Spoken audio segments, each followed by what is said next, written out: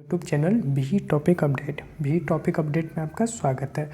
तो SSC CGL के जो एग्ज़ाम चल रही है डीसी की, और वो पहली शिफ्ट आज का पहला शिफ्ट 9 से स्टार्ट हुआ है और ये 21 तक एग्ज़ाम चलनी है।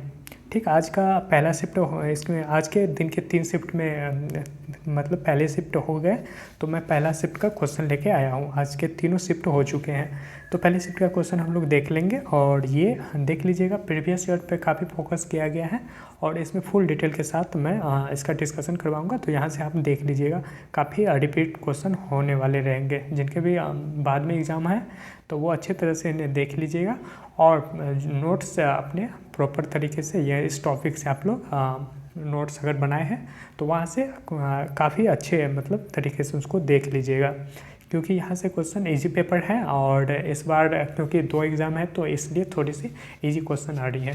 बाकी मैथ तो पहले के तुलना में काफ़ी इजी है, तो वो प्रीवियस कवर कर लीजिए, बाकी सारे हो जाएंगे। तो आज के हम लोग पहले शिफ्ट के क्वेश्चन की बात कर लेते हैं 9 मार्च को जो हुए एसएससी CHSL की। ये देखिए 9 मार्च का पहला शिफ्ट ये हो चुका है और इसके हम फुल एक्सप्लेनेशन के साथ देख लेंगे। देखिए आज पहला क्वेश्चन पूछा गया था। आज का पहला क्वेश्चन है कि जो लगातार जो है ना 6 बार यानी कि 6 बार लगातार जो है स्वच्छता पुरस्कार जो है कौन जीता है, कौन सा शहर को स्वच्छता पुरस्कार मिला है। तो देखिए ये लगातार 6ठी बार इंदौर को क्या है 6ठी बार ये पुरस्कार मिला है। ठीक, देखिए ये देखिए पुरस्कार 6ठी बार क्या है, इंदौर को क्या है 6ठी बार स्वच्छता पुरस्कार मिल गया है। ठीक, वहीं देखिए इससे एक्सप्लेनेशन थोड़ा अच्छे से देखिएगा, क्योंकि अभी तो पहले शिफ्ट थे तो यहाँ से टॉपिक से ये वहाँ देखने को क्वेश्चन आपको मिलेंगे। ठीक,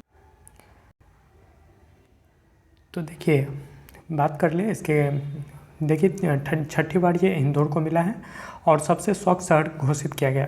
सूरत को वहीं दूसरा स्थान मिला। दूसरे स्थान पर कौन सा है? दूसरा स्थान काफ़ी इंपॉर्टेंट है, पूछ लिया जा सकता है।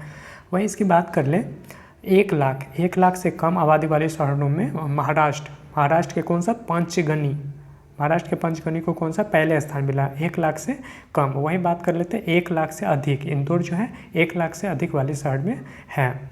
आगे बात कर लें गंगा शहर के किनारे बसे हुए की बात कर लें तो उसमें देखिए हरिद्वार को फर्स्ट स्थान मिला है 1 लाख से अधिक आबादी में।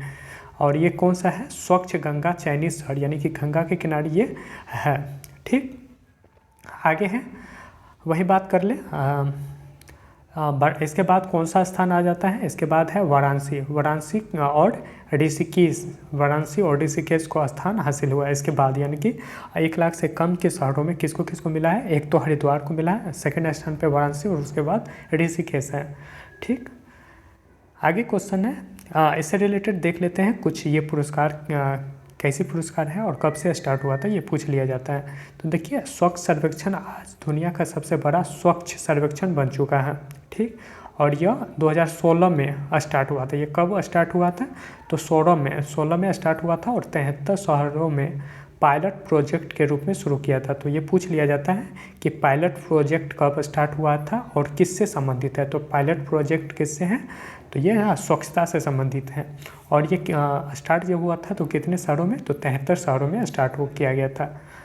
और अब 2022 में कितने शहर अभी तक इसमें शामिल कर लिया गया है? तो अभी तक इसमें टोटल बात कर लें तो 4,355 शहरों को शामिल कर लिया गया है।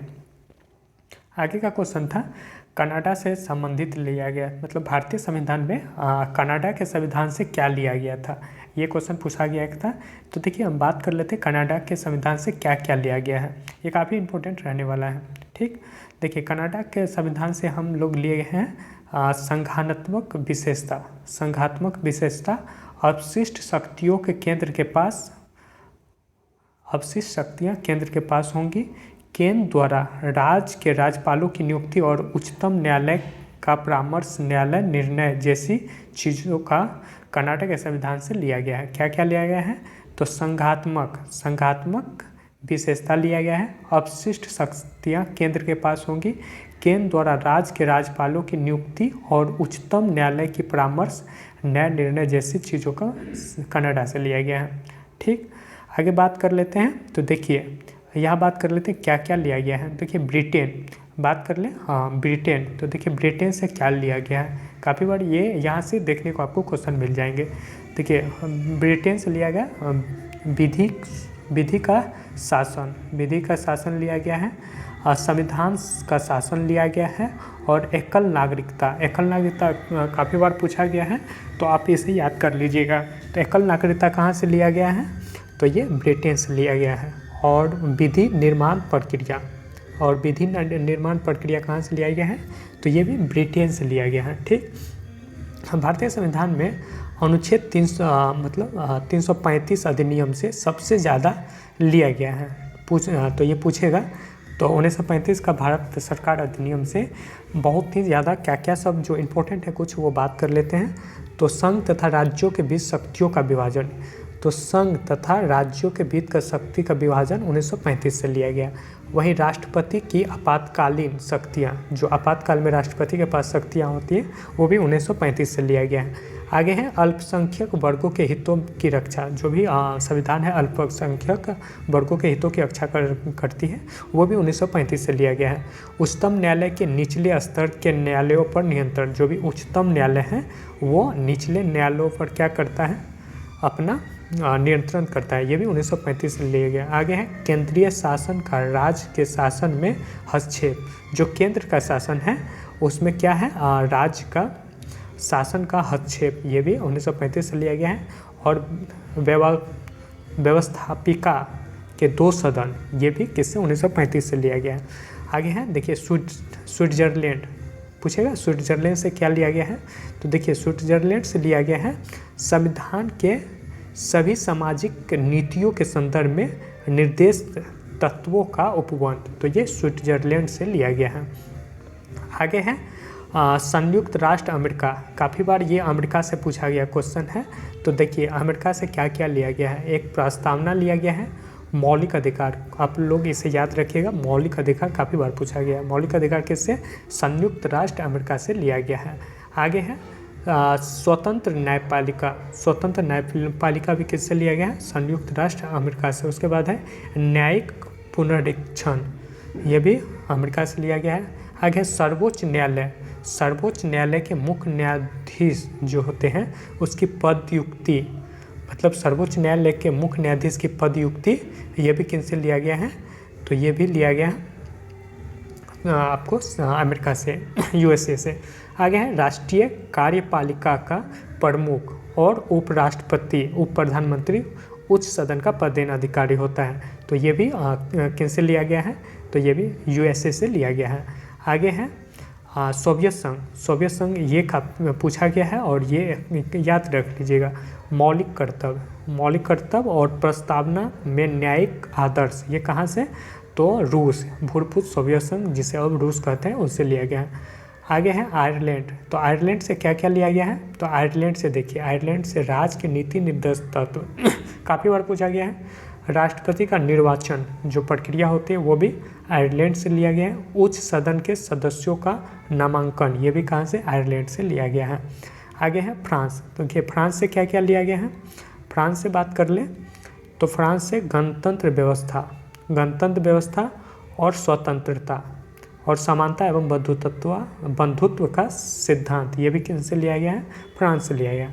आगे है कनाडा से क्या क्या लिया गया है, तो कनाडा से सशक्त केंद्र के साथ संघीय व्यवस्था, कनाडा से पूछा गया है, क्या क्या लिया गया था, तो याद रखिए, सशक्त केंद्र के साथ संघीय व्यवस्था, शक्तियों का वितरण एवं अवशिष्ट शक्तियों का केंद्र की हस्तांतरण, राज्यों के राज्यपाल की केंद्र द्वारा नियुक्ति, मतलब राज्य के जो राज्यपाल होंगे उनका नियुक्ति कौन करता है, तो वो राष्ट्रपति करता है, ये भी कनाडा से लिया गया है।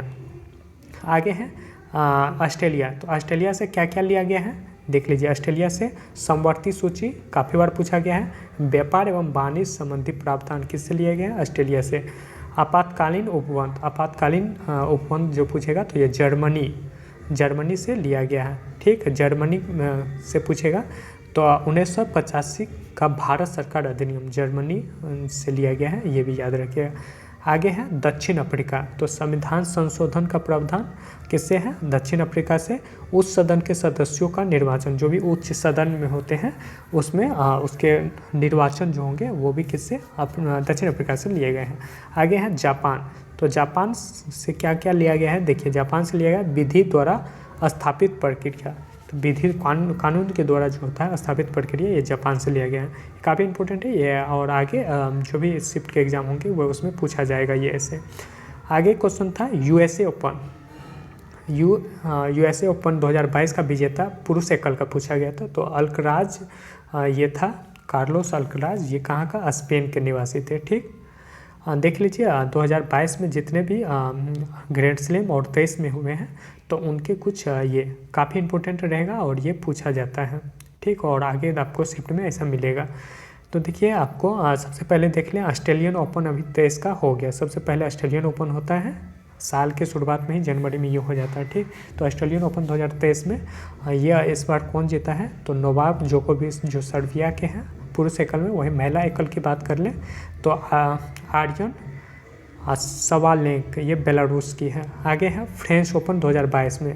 फ्रेंच ओपन 2022 में जो हुआ था उसका कौन था? तो राफेल नडाल जीता है पुरुष एकल। वही महिला एकल इगा स्विएटेक पोलैंड की है। आगे है विंबलडन ओपन। विंबलडन लास्ट में होता है, याद रखिएगा। नोवाक जोकोविच सर्बिया के जो हैं, ये इन्होंने विंबलडन जीता। और हेलिन रेवा के नाम जो ये कजाकिस्तान की है, ये पूछा भी जाता है। ये कहाँ की है? तो एशिया की पहली महिला है, ये भी याद रखिएगा।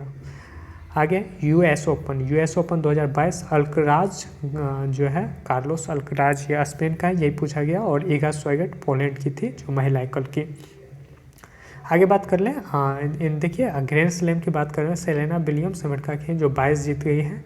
वही 22 grand slam Steffi Graf Germany की हैं। राफेल नडाल भी 22 ग्रैंड जीते हैं। और नोवाक जोकोविच सर्बिया के हैं, उन्होंने भी 22 ग्रैंड स्लैम जीत लिए हैं। रोजर फेडरर की बात कर लें, 20 ग्रैंड स्लैम जीते हैं अभी तक। देखिए ये कुछ 2000 पूरा 20 के देख लीजिए, जो अभी मैंने फ्रेंच ओपन जो है जीता है। तो ये देखिए पुरुष में राफेल नडाल जीता गया है, राफेल नडाल, और ये 14वीं बार फ्रेंच ओपन जीता है। ठीक, ये भी याद रखिए। टोटल 22 ग्रैंड स्लैम जो क्या है अपने आप में एक रिकॉर्ड है। ठीक, याद रखिएगा। वहीं महिला की बात कर ले तो इगा स्विएटेक पोलैंड की है। ठीक, मैंने ऊपर में इसके सारे जो हैं कर लिए, और विजेता भी है। ये आप PDF आप यहाँ से देख लीजिएगा। ठीक, आगे देख लीजिए। आगे है एक पूछा गया था वर्ली पेंटिंग के पूछा गया था। तो वर्ली पेंटिंग कहाँ का है? तो वर्ली पेंटिंग की बात कर लें तो ये महाराष्ट्र का है। कहाँ का है वर्ली पेंटिंग? ये महाराष्ट्र राज्य का है। ठीक, वर्ली पेंटिंग के बारे में जान लेते हैं, ये कैसी है, तो ये और क्यों मनाया जाता है। तो देखिए, वर्ली पेंटिंग एक प्रकार का क्या है? वर्ली पेंटिंग एक प्रकार की जनजाति है जो महाराष्ट्र राज्य के थाने जिले से के धानु, तलासरी एवं जवाहरक तालुकाज में मुख्यतः दूसरी जनजाति के साथ पाई जाती है। ये बहुत मेहनती और कृषि प्रधान, ये क्या है? बहुत मेहनती और कृषि प्रधान लोग होते हैं जो बांस होते हैं, लकड़ी, घास के मिट्टी से बनी टाइल्स से बनी झोपड़ियों में रहते हैं। झोपड़ियों की दीवारों लाल कार्डू मिट्टी एवं बांस से बांध कर बनाई जाती है। दीवारों को पहले लाल मिट्टी से लिपा जाता है और बाद में उसे ऊपर से गाय के गोबर से लिपाई की जाती है। तो ठीक यही होता है वर्ली पेंटिंग जनजाति का क्या कार्य होता है। आगे है, देखिए पूछा गया था कि सेवाल जो है मुख्यतः किस वर्ग से आते हैं। तो सेवाल देखिए सेवाल जो है, सेवाल और कवक थैलोफाइटा समूह से आते हैं। वही नील हरित सेवाल पूछ ले तो वो मोनेरा जगत से आते हैं, ये भी याद रखिएगा। ठीक, आइए देख लेते हैं कुछ इसके इम्पोर्टेंट फैक्ट। देखिए विटेकर ने क्या किया था? पंच जगत की खोज की थी। जो होते हैं वो कौन कौन सा था? पंच जगत, मोनेरा जगत है, प्रोटिस्टा जगत है। कौन कौन से हैं? मोनेरा है, प्रोटिस्टा है, और फफूंद या फंजाई वनस्पति होता है, और जंतु जगत। ठीक, इसके डिटेल की बात कर लें तो मोनेरा जगत में देखिए कौन कौन से आते हैं। तो इस इसमें सभी प्रकार के जीवाणु जैसे बैक्टीरिया, नील हरे शैवाल को सम्मिलित किया गया है। इसकी कोशिकाओं में अलग अलग केंद्र नहीं होते, ठीक, ये याद रखिएगा आप। आगे है प्रोटिस्टा। प्रोटिस्टा की बात कर लें तो इसमें यूकैरियोटिक, इसमें क्या है, यूकैरियोटिक और एक कोशिकीय अकेशिकीय प्रोटोजोआ जो है पील हरे एवं सुनहरे भूरे शैवाल जो होते हैं उसमें, इसमें प्रोटिस्टा जगत में आते हैं। जैसे डायटमस एवं फफूंद समान स्लाइम मॉडल्स सम्मिलित किए गए हैं, ठीक, प्रोटिस्टा जगत में। आप नोट्स आप बनाए होंगे तो वहाँ से भी आप देख लीजिएगा इसका पूरा डिटेल। आगे है फफूंद जगत, जो होते हैं फंजाई, जो कवक होते हैं, इसमें जितने फफूंद से सम्मिलित किए गए हैं सारे इसी में आते हैं। आगे है वनस्पति। तो वनस्पति में कौन कौन से आ जाते हैं, तो बहुकोशिकीय हरे शैवाल, भूरे शैवाल, लाल शैवाल, बायोफ्राटा पौधे, मॉस या टेरिडोफाइट पौधे, फर्न, साइकस, चीड़ एवं पुष्पधारी, ये सारे किस्में हैं वनस्पति जगत में हो जाते हैं। जंतु की बात कर लें, इसमें बहुकोशिकीय एवं जंतु शामिल किए जाते हैं। आगे है क्षोभ मंडल की ऊंचाई पूछा गया था। देखिए क्षोभ मंडल की ऊंचाई कितने हो जाते हैं, तो क्षोभ मंडल की ऊंचाई एवरेज 14 किलोमीटर हो जाता है, या 7 से 20 किलोमीटर तक इसकी ऊंचाई होते हैं। तो ये भी याद रखिएगा, पृथ्वी सतह से पूछे तो इसके 7 से 20 किलोमीटर तक होती हैं। और वहीं एवरेज की बात कर लें तो 14 किलोमीटर हो जाते हैं। आइए इनके कुछ फैक्ट देख लेते हैं। देखिए क्षोभ मंडल जो है सबसे पृथ्वी का सबसे निचला क्या होता है, सबसे निचले परत होती हैं और इसका लगभग 20 किलोमीटर ऊंचाई तक फैली होती है, ठीक। क्षोभ मंडल की ऊंचाई ध्रुवों के ऊपर कम और भूमध्य रेखा के ऊपर अधिक होता है, ये याद रखिएगा। क्षोभ मंडल की ऊंचाई कहाँ कम होता है और कहाँ अधिक होता है, ये याद रखिएगा। आगे है क्षोभ मंडल के में तापमान ऊंचाई के साथ घटता है, ठीक, ये भी याद रखिएगा। क्षोभ मंडल में क्या होता है, तापमान ऊंचाई के साथ घटता है। आगे है यह परत मौसम की सभी घटनाओं का केंद्र है, यानी कि मौसम की जितनी भी घटनाएं होती हैं तो ये किस में होता है, तो क्षोभ मंडल में होता है। क्षोभ मंडल और उसके ऊपर की परत के बीच में संक्रमण सीमा जो ट्रोपोपॉज कहा जाता है, ठीक, तो ये याद रखिएगा। ये संक्रमण सीमा जो होते हैं क्षोभ मंडल के ऊपर जो होते हैं वो होते हैं। आगे है समताप मंडल। तो समताप मंडल की बात कर लें तो देखिए समताप मंडल में क्या होता है, यह परत क्षोभ मंडल के ऊपर पृथ्वी की सतह से लगभग 50 किलोमीटर ऊपर तक फैली होती है, ठीक, ये 50 किलोमीटर तक फैली होती है। इसमें भी क्या होता है, तापमान ऊंचाई के साथ बढ़ता है। इसमें क्या होता है, पहले तो क्षोभ मंडल में घटता था लेकिन अब ये ऊपर में बढ़ने लगता है। इसके निचले हिस्से में ओजोन परत पाया जाता है। समताप मंडल में ही निचले हिस्से में क्या, ओजोन परत पाया जाता है। समताप मंडल में जो है इसके मध्य और समताप मंडल को मध्य मंडल और मध्य मंडल के बीच संक्रमण सीमा स्टेपोपॉज कहा जाता है, ठीक, ये भी याद रखिएगा। आगे है मध्य मंडल। मध्य मंडल आ जाता है। मध्य मंडल में यह परत समताप मंडल के ऊपर और पृथ्वी की सतह से लगभग 85 किलोमीटर ऊपर तक फैली हुई है। यह तापमान ऊंचाई के साथ इसमें भी घटता है। इसमें अधिकांश उल्कापिंड जल जाते हैं, उल्कापिंड जो इसी में जल जाते हैं। मध्य और वायुमंडल के बीच संक्रमण सीमा इसमें कौन सा है, मेसोपॉज ये संक्रमण सीमा है। आगे है बाह्य वायुमंडल, ठीक, और इसके बाद आ जाते हैं बाह्य और बढ़ी, यानी कि सबसे बाह्य जो होता है एक्सोस्फीयर, ये हो जाते हैं। इस देखिए बाह्य वायुमंडल में क्या होता है, इस परत में मध्य मंडल के ऊपर पृथ्वी की सतह से 600 किलोमीटर ऊपर तक फैली हुई है। तापमान ऊंचाई के साथ बढ़ता है तथा परत सीमा कितने 2000 डिग्री सेंटीग्रेड तक पहुंच जाती है। इसमें क्या होता है, तापमान बढ़ता है। आगे है आयनमंडल। बहुमंडल के भीतर एक परत है, ठीक, आयनमंडल बाह्य वायुमंडल में के भीतर एक परत है।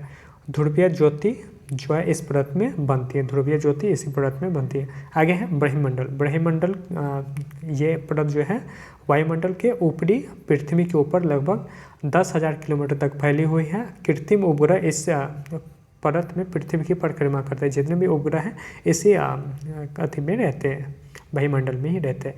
ये देखिए फिगर के द्वारा आप देख लीजिएगा इनकी कितने हैं। तो आयनमंडल देखिए 500 से ज़्यादा किलोमीटर पर रहती है, वही 500 से 50 के किलोमीटर के आयनमंडल। ओजोन मंडल 30 से 50 किलोमीटर तक की मोटाई है। समताप मंडल 11 से 30, क्षोभ सीमा का है 18 किलोमीटर, क्षोभ मंडल 16 किलोमीटर तक ये होते हैं। ये आप देख लीजिएगा, मौसमी घंटा क्षोभ मंडल में होते हैं 90, और ये दिया गया है इस फिगर में, सारा कुछ दिखाया गया है। आगे है रजिया सुल्तान। देखिए रजिया सुल्तान से काफ़ी क्वेश्चन बनते हैं और हमेशा देखने को मिलता है। तो रजिया सुल्तान का देखिए कब से अपना पद निष्कासित हुआ, यानी कि कब अपने पद से हट गया था।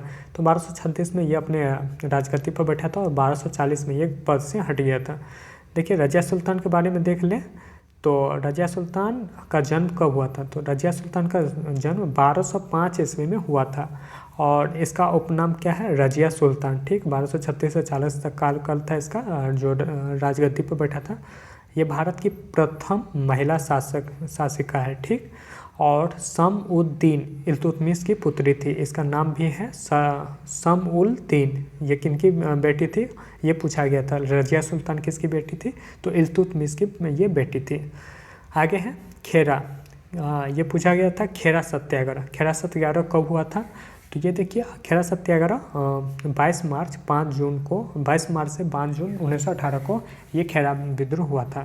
तो देखिए खेरा विद्रोह एक कैसा था, ये तो किसान का विद्रोह था। खेरा एक कैसा था, तो ये किसान का विद्रोह था। ठीक, ये याद रखिएगा। ये कब हुआ था, 1918 ईस्वी में हुआ था। खेरा कहाँ है, गुजरात में है और किसानों की समस्याओं को लेकर आंदोलन शुरू किया गया था। यह सत्याग्रह खेरा जिले के किसानों का अंग्रेज सरकार के खिलाफ कर वसूली के विरोध में एक सत्याग्रह था। ठीक, और ये महात्मा गांधी की प्रेरणा से वल्लभ भाई पटेल एवं अन्य नेताओं की अगुवाई में हुआ था। खेरा में गांधी जी ने अपने प्रथम वास्तविक किसान आंदोलन की शुरुआत की। तो प्रथम किसान आंदोलन यही था जो गांधी जी ने स्टार्ट किया था। ठीक, खेरा काफ़ी इंपॉर्टेंट है, ये भी याद रखिएगा। आगे है पूछा गया था खेलो इंडिया यूथ गेम। खेलो इंडिया यूथ गेम जो है 5वें संस्करण जो है कितने शहरों में आयोजन किया गया था, ये क्वेश्चन पूछा गया। तो देखिए ये मध्य प्रदेश के में आयोजन हुआ था और 8 शहरों में हुआ था। आगे की बात कर लें तो केंद्रीय खेल मंत्री जो है अनुराग ठाकुर ने सीएम शिवराज सिंह चौहान को खेलो इंडिया यूथ गेम की मेजबानी मसाल सौंपी थी। ठीक, ये याद रखिएगा। आगे देख लेते हैं इसके कुछ हिस्ट्री के बारे में। तो देखिए साल 2008 में पहली बार खेलो इंडिया यूथ गेम शुरू हुआ था। ये ऐसा से पूछ लिया जाता है कि कब स्टार्ट हुआ था। ठीक, और बात कर लें अभी ये कहाँ कहाँ हुआ है, तो अब तक दिल्ली, पुणे महाराष्ट्र में, गुवाहाटी असम और पंचकुला हरियाणा। जो चौथा हुआ था पंचकुला हरियाणा में हुआ था और हरियाणा ही टॉप पे रहा था पदक तालिका में। इसका आयोजन हो चुका है। अब 5वें खेलो इंडिया यूथ गेम्स जो है मेजबानी मध्य प्रदेश को सौंपी गई है और इसका आयोजन 2023 में जनवरी से फरवरी माह में हो गया। 8 शहर जो भी थे जैसे भोपाल, इंदौर, उज्जैन, ग्वालियर, जबलपुर, मांडला, महेश्वर और बालाघाट, यानी कि कुल 8 शहरों में यहाँ आयोजन हो चुका है। इसमें आप देख लीजिए। आगे क्वेश्चन है कौन से राज्य महिला फुटबॉल खेल के लिए कार्यक्रम शुरू हुआ, यानी कि कौन से राज्य ऐसा है महिला फुटबॉल के लिए एक कार्यक्रम स्टार्ट किया था। उस कार्यक्रम का नाम क्या है, आइए बताते हैं। देखिए ओडिशा सरकार ने अभी हाल ही में अंडर 19 महिला फुटबॉल जो हुआ है यहाँ हुआ है। ठीक, उड़ीसा में हुआ है और इसका क्या था थीम था जो फुटबॉल फॉर ऑल। इसका थीम क्या था, फुटबॉल फॉर ऑल कार्यक्रम एक स्टार्ट किया गया था। किसके द्वारा, तो ओडिशा सरकार। मुख्यमंत्री कौन है यहाँ के, नवीन पटनायक ने स्टार्ट किया था। और ये फुटबॉल को बढ़ावा देने के लिए, स्कूली बच्चों में क्या है फुटबॉल को बढ़ावा देने के लिए ये पहल स्टार्ट किया था। ठीक, और ये इसमें कितने, देखिए इसमें 40,000 फुटबॉल प्रदान करने के लिए क्या किया गया था, मतलब चर्चा किया गया था। इस कार्यक्रम में राज्य सरकार द्वारा लगभग 2000 स्कूल में 43,000 फुटबॉल वितरण करेगी, ऐसा कुछ बोला गया था। ठीक, आगे है न्यूट्रॉन का खोज पूछा गया था। न्यूट्रॉन का खोज कौन किया था, न्यूट्रॉन का खोज किसने किया था, तो जेम्स चैडविक ने न्यूट्रॉन का खोज किया था। ठीक, ये याद रखिएगा। आगे है न्यूट्रॉन का खोज ब्रिटिश भौतिक वैज्ञानिक है जेम्स चैडविक ने किया था। ठीक, और 1931 में किया था। ये डेट याद रखिएगा, ये पूछ लिया जाता है। न्यूट्रॉन एक आवेश रहित मूलभूत कण है और जो परमाणु के नाभिक में प्रोटॉन के साथ पाए जाते हैं। इसे n से दर्शाया जाता है। न्यूट्रॉन एक उपपरमाण्विक कण है जो किसी भी प्रकार के पदार्थों के परमाणु के नाभिक में पाया जाता है। तो याद रखिएगा 3 कण होते हैं, इलेक्ट्रॉन, प्रोटॉन और न्यूट्रॉन। इलेक्ट्रॉन किसी भी पदार्थ के बाहर होते हैं और अंदर, परमाणु के अंदर क्या क्या होते हैं, न्यूट्रॉन और प्रोटॉन रहते हैं। इलेक्ट्रॉन बाहर चक्कर लगाते हैं। आगे है फीफा वर्ल्ड कप। पूछा गया था कि फीफा वर्ल्ड कप 2023 में कहाँ आयोजित होगा। तो ये देखिए 9th संस्करण फीफा वर्ल्ड कप का होगा और ये न्यूजीलैंड और ऑस्ट्रेलिया में, ये होने वाला है। क्वेश्चन आगे का है, इससे कुछ देख लेते हैं। 2023 में होने वाले महिला फुटबॉल वर्ल्ड कप की मेजबानी ऑस्ट्रेलिया और न्यूजीलैंड को मिल गई है। फीफा ने इसकी आधिकारिक घोषणा गुरुवार को कर दी। जापान पहले इस टूर्नामेंट में मेजबानी से पीछे हट गया था, यानी कि मेजबान को जापान को मिलने वाला था, पर उन्होंने इससे इनकार कर दिया शायद। आगे है पश्चिम बंगाल का गवर्नर, राज्यपाल पूछा गया था पश्चिम बंगाल का राज्यपाल कौन है। तो देखिए पश्चिम बंगाल का राज्यपाल डॉक्टर सीबी आनंद बोस कौन है, डॉक्टर सीबी आनंद बोस है और ये 2022 को पश्चिम बंगाल के राज्यपाल के पद पर ग्रहण किया था।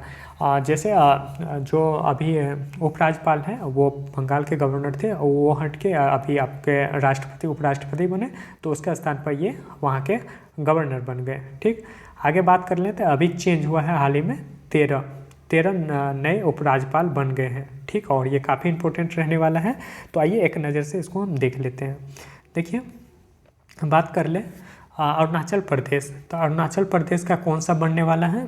अरुणाचल प्रदेश का बन गए हैं के.टी.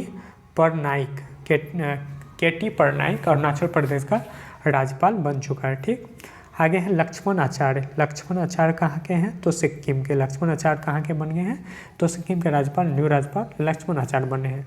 वही बात कर ले सीपी राधाकृष्णन झारखंड के। राधा और कृष्णन याद रखिएगा, राधाकृष्णन झारखंड। आगे है शिव प्रताप शुक्ला।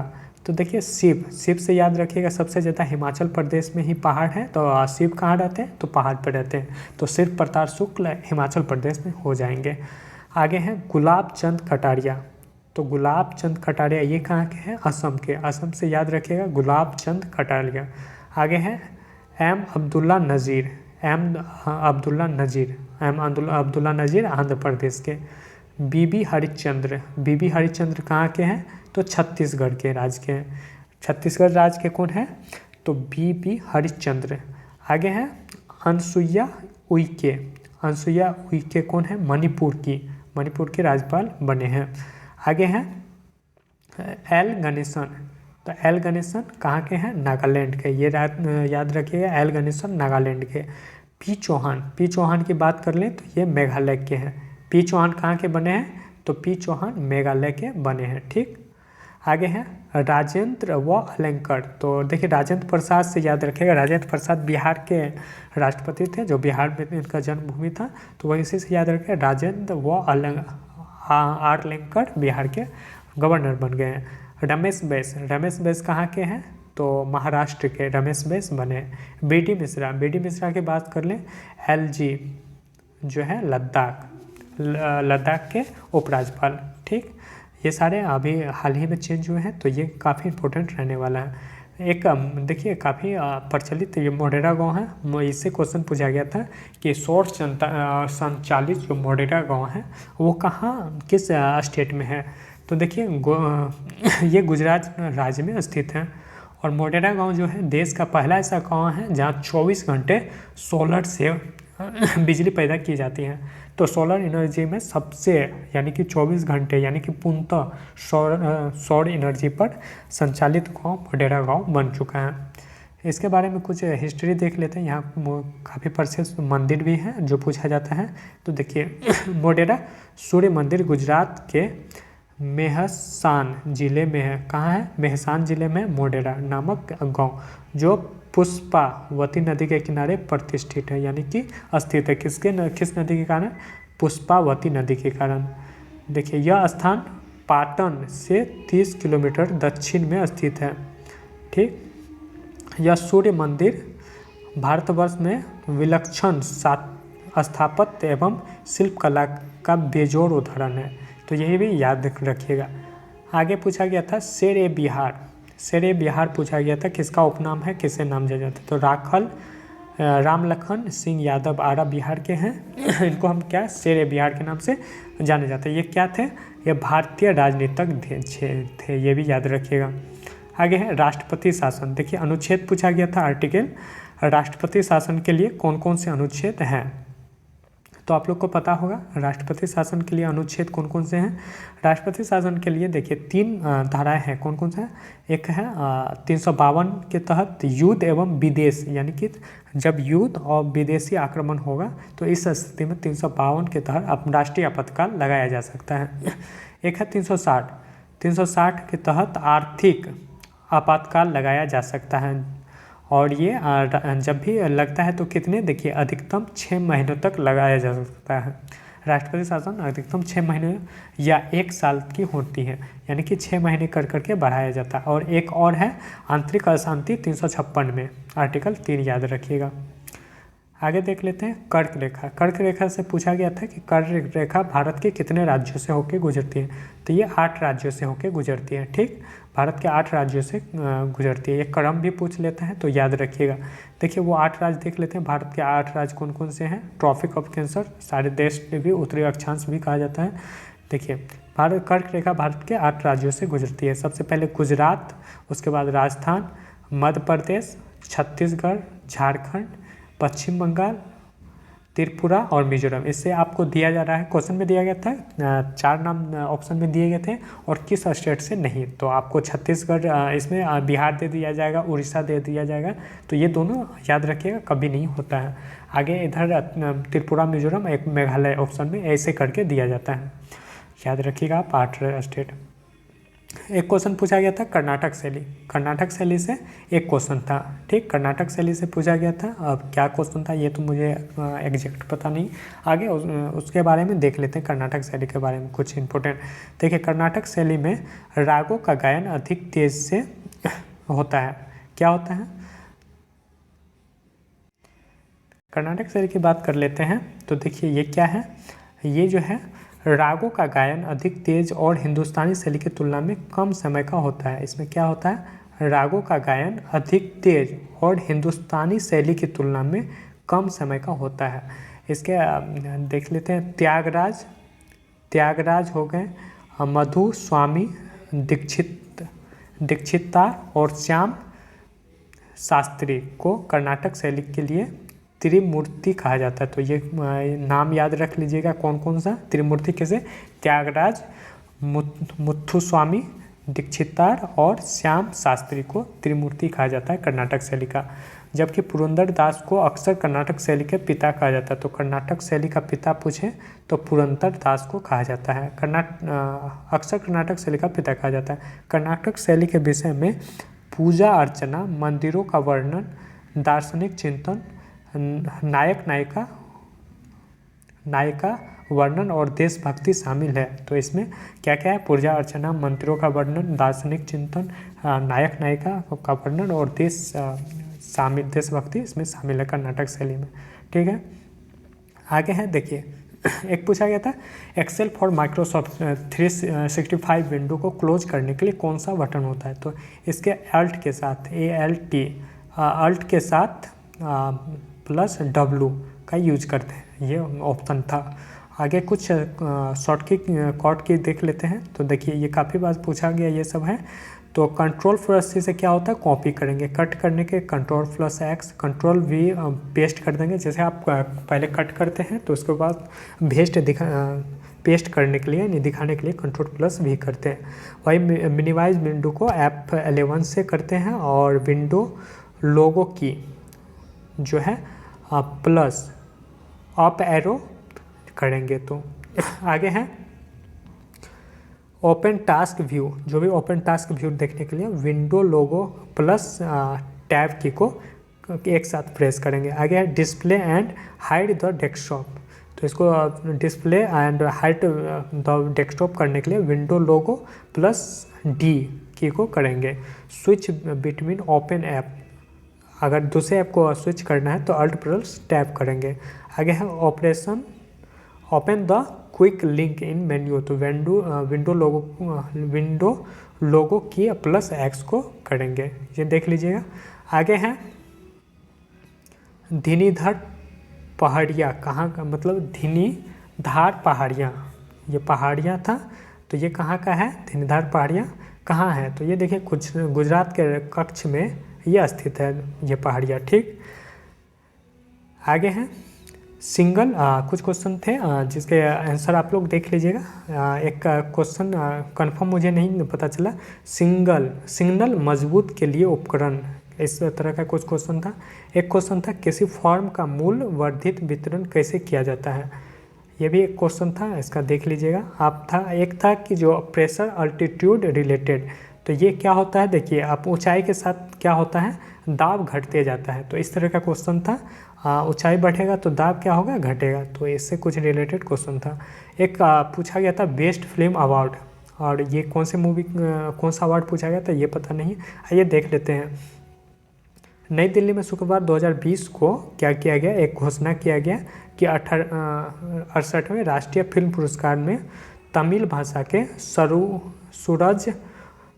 सुराइज पोट्रू को क्या हुआ, तमिल फिल्म का जो है इसे मिला गया है पुरस्कार, ठीक। 68वें राष्ट्रीय फिल्म पुरस्कार सर्वश्रेष्ठ फिल्म है। और सर्वश्रेष्ठ अभिनेत्री का पुरस्कार किसे मिला है, तो सर्वश्रेष्ठ फिल्म, सर्वश्रेष्ठ अभिनेत्री और सर्वश्रेष्ठ अभिनेत्री पटकथा और सर्वश्रेष्ठ संगीत निर्देशक के लिए 5 पुरस्कार अपनाने का नाम लिया गया, ठीक। तो सोराइजो पोट्रू आप याद रखिएगा, इसे मिला गया है। और तान्हाजी के लिए अक्षय कुमार को, इस दोनों को मिला है सूर्या फिल्म के लिए। तो ये था SSC CGL CHSL के सभी जो फर्स्ट शिफ्ट के क्वेश्चन थे।